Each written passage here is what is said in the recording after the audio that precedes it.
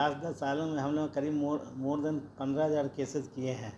एक नहीं महीने में एक आध केस ऐसा आता है जो बहुत हाई रिस्क केसेस होते हैं, जैसे हार्ट अटैक हुआ है, ब्लड प्रेशर काफ़ी कम हो जाता है। सीरियस मरीज होते हैं, उसमें अगर आप एंजियोप्लास्टी करते हैं तो रिस्क ऐसे ही रहता है, बहुत ज़्यादा रहता है।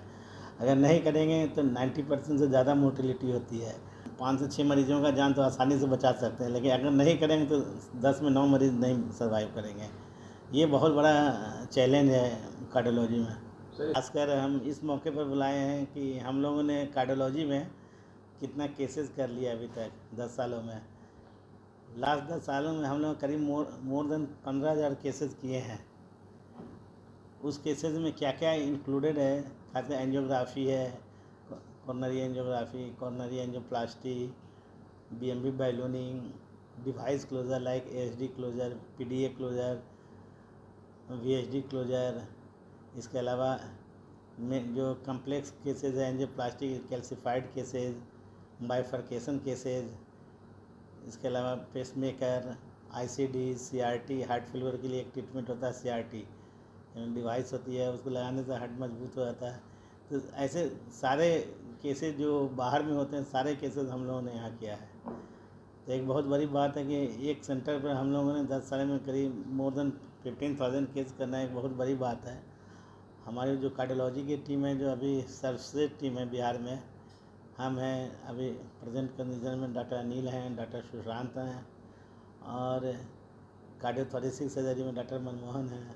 सारे मिला के हम लोगों ने करीब इतना केस किया। सर 15 सालों से आप लोग सर्जरी कर रहे हैं, कोई ऐसा केस होता है जो आपके लिए भी बहुत बड़ा जटिल समस्या हो? एकदम ऐसे तो एक नहीं महीने में एक आध केस ऐसा आता है जो बहुत हाई रिस्क केसेस होते हैं, जैसे हार्ट अटैक हुआ है, ब्लड प्रेशर काफ़ी कम हो जाता है, जो कार्डियोजेनिक शॉक बोलते हैं। ऐसे में क्या होती है कि जो आर्टरी 100% बंद रहती है। तो कुछ केसेस ऐसे थे जिसके लेफ्ट मेन आर्टरी में ही ऑक्लूजन था, उनका बीपी भी बहुत कम था। तो ऐसे कंडीशन में हम लोगों ने आईबीपी लगा के जो बीपी बढ़ाता है उसके बाद एंजियोप्लास्टी करके पेशेंट की जान बचाई। ऐसे एक नहीं अनेकों केसेज हैं जिसमें हम इस टाइप का काम किए हैं। ताकि इसमें ऐसा भी देखा गया है जो बहुत सीरियस मरीज होते हैं, उसमें अगर आप एंजियोप्लास्टी करते हैं तो रिस्क ऐसे ही रहता है, बहुत ज़्यादा रहता है। अगर नहीं करेंगे तो 90% से ज़्यादा मोर्टेलिटी होती है। करने के बाद इवन मोर्टेलिटी कम होती है 50%, मतलब 100 में एक मरीज का 10 में मतलब 55 5 से 6 मरीजों का जान तो आसानी से बचा सकते हैं, लेकिन अगर नहीं करेंगे तो 10 में 9 मरीज़ नहीं सर्वाइव करेंगे।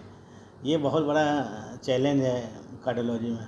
सर इतनी गर्मी पड़ रही है, हृदय रोगों के लिए कोई आप अपनी तरफ से कोई अभी सुझाव देंगे सर? हाँ, ऐसे खासकर हम हृदय रोगियों को खासकर ऐसे सुझाव देंगे इस गर्मी में अगर वो एक्लिमेटाइज नहीं होते हैं तो खासकर ऐसा देखा गया है कि जो हाइपरटेंसिव मरीज़ हैं उनके बीपी की दवा की डोज कम हो जाती है, क्योंकि ऐसे कंडीशन में हाइपोटेंशन होना, अधिक पसीना आने से हाइपोटेंशन में जाने की संभावना होती है। ऐसे कंडीशन में तो ब्लड प्रेशर मेजर करते रहना चाहिए।